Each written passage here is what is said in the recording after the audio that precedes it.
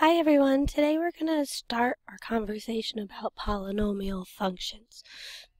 Got a lot to do with polynomials. Gets pretty intense from here on in. We're going to be talking about a lot of new things, a lot of different things, but it's really important that we get the basics of the ideas of polynomials down. Polynomials, you've seen them before, but there's certain things about them, certain characteristics that they have that you haven't learned about yet. So we're going to talk about that first. We're going to sort of start the ball rolling, and we'll get into doing some examples. By the end of this, because we're going to be talking about this over the next few days, we'll be able to take a polynomial function and learn all the different characteristics of it. So we're going to take it a little bit at a time.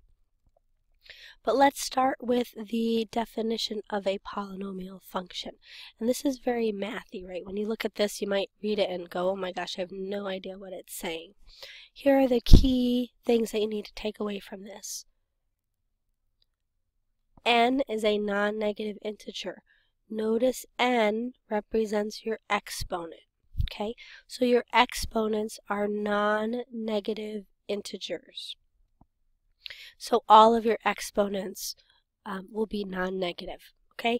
These A's, those are just your coefficients that go with each of your variables. And that's all that means. So this is an example of a polynomial function.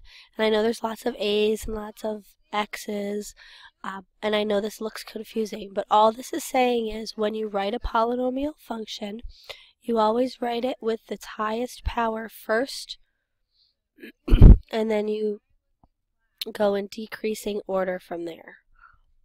Minus 2x to the third plus 7x squared minus 8x minus 11 is just an example of a polynomial function.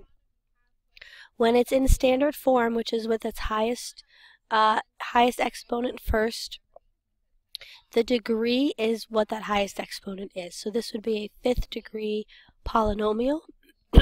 Your leading coefficient refers to the coefficient in front of that first term.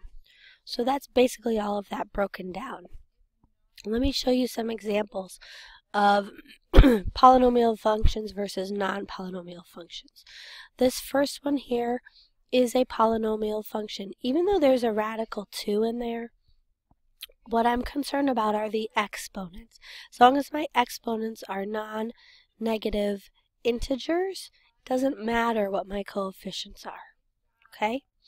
In these second two problems, right, these are fractional exponents, so they're not integers, so that would not be a polynomial function. This is a negative exponent, so that would also not be a polynomial function. Let's talk about graphs of polynomial functions. Anytime you have a smooth, continuous graph, you have a polynomial function. Those two on the top are examples of some different types of polynomial functions. The two on the bottom are not. This one on the left here, there's a break in your graph, right? It's not continuous like the ones on the top. So that would not be a polynomial function. Also, if you have these sharp points in your function, it's not a polynomial function. Okay?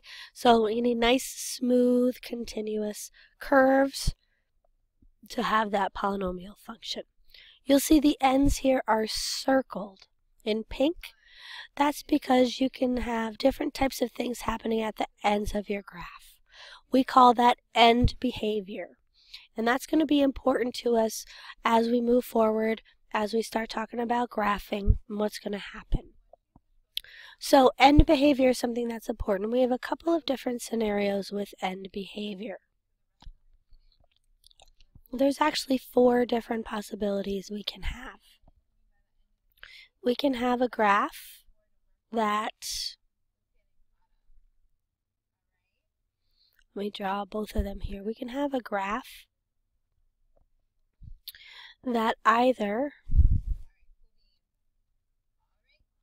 starts up high on the left and falls down to the right, or it starts low on the left and rises to the right. So that's a situation where the ends are different. One side is rising and one side is falling. Okay, we can also have, do this in black. We can also have a situation where both of our ends of our graph are doing the same thing. For example, we could have a graph where both of the ends are rising or both of the ends are falling. So those are the only 4 possibilities you could have with end behavior of a polynomial function. And these 2 on the left represent a certain scenario, and the 2 on the right represent a certain scenario. When you're dealing with that polynomial function, okay, remember that n represents your highest degree. So for example, f of x, if you remember, it was a sub n to the x sub n. That was the first term, and then you have a bunch of other terms. This end behavior is all determined by that first term of your polynomial. If that exponent, or that first exponent, is odd, these are the 2 possible scenarios you have. And how can you tell the difference? Well, the difference depends on a sub n, or the leading coefficient. Okay? If a sub n is negative, you're kind of falling as you go from left to right. If a sub n is positive, you're rising as you go from left to right across your graph. Okay? In this situation, n is even, so that first exponent is even. If your a sub n is positive, both ends are up. If a sub n is negative, both ends are down. Those are your 4 possibilities. Okay, so let me give you an example. If I have f of x is equal to 2x to the third minus 8x squared plus 7x minus 2, or something like that. All I'm concerned with is my very first term. They call this the leading coefficient test. This is the only thing I care about when I'm looking at end behavior. Because my exponent here is odd, I know it has to be one of these 2 scenarios on the left. Because my leading coefficient is positive, I know it has to be this situation here. Okay, so if I write out what my end behavior is, I could either just show it with arrows. I could say, okay, well, it's falling on the left and rising on the right. That's how you would show it with arrows. Or you can write it out falling to the left, rising to the right. Some people will abbreviate that. They'll say falling left, rising right. You can do that as well. Okay, so that's how you would determine that. Let's try another example. Let's say I have f of x is equal to negative 3x to the fourth plus 2x cubed minus 8. Again, all I care about is this first term. Because my exponent is even, okay, because my exponent is even, either both ends are up or both ends are down. Because my leading coefficient is negative, both ends are down. Okay, so I would either write this, or I would write falling left, left, and falling right. So that's all that end behavior is. Okay, let's talk about the zeros of polynomial functions.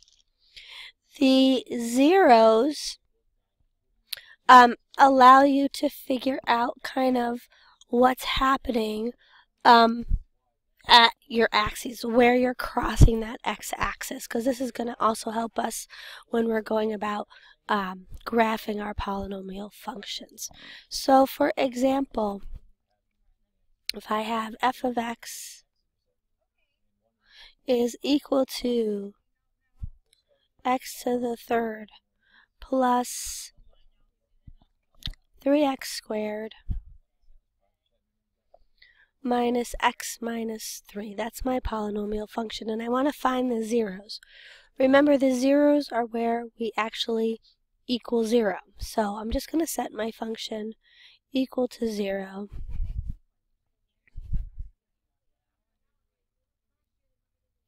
And now I'm going to solve it. This goes back to Algebra 2. This goes back to factoring by grouping. I also think we did this at the very beginning of the semester when you did that prerequisite work. When you're factoring by grouping, you want to make sure that the product of the outside terms equals the product of the inside terms, which it does. And you are going to group your terms together. So I'm going to group my first two terms together. And I'm going to group my last two terms together. And I'm going to go ahead and take my GCF out of my first two terms. My GCF is x squared, which leaves me with x plus 3. Over here I can take out a negative 1.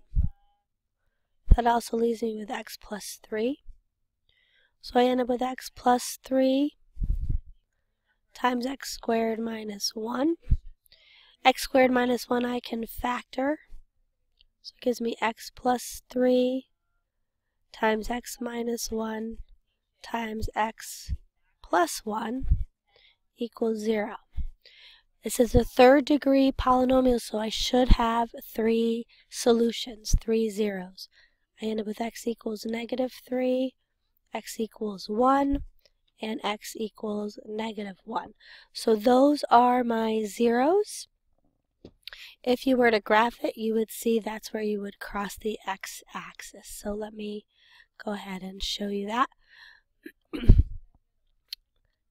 On my calculator, let me turn that off. Okay, on my calculator, if I go ahead and plug in this formula, so I have x to the third plus 3x squared minus x minus 3, zoom 6, and if I graph that, you'll see I have a 0 at negative 3, a 0 at negative 1, and a 0 at positive 1. Okay, so that's what we mean by zeros. I'm going to stop this video here. There'll be another video coming up right after this to watch. I'm going to continue on with zeros, and we're going to talk about multiplicity. Thanks, guys.